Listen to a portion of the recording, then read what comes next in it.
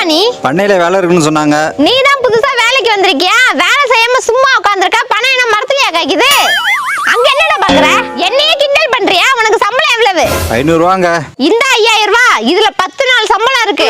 இதுக்கப்புறம் இந்த பண்ண பக்கமே உன்னை பார்க்க கூடாது. போடா. யோ, என்னையா பண்ணைக்கு ஆள் வச்சிருக்க? வேலை செய்யாம சும்மா உட்கார்ந்திருக்கான். அவன் பக்கத்து பண்ணையில வேலை செய்யறவன்டி. எதுக்கு வந்திருக்கான்னு தான் தெரியல. என்னடா சொல்ற?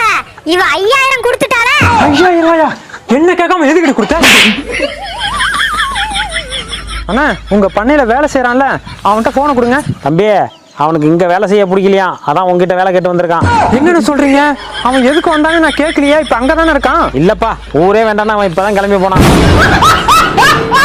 இவளை இந்த மாசம் ஃபுல்லா எங்க கக்காவை அல்ல சொல்றான். அப்பதான் புத்தி வரும்.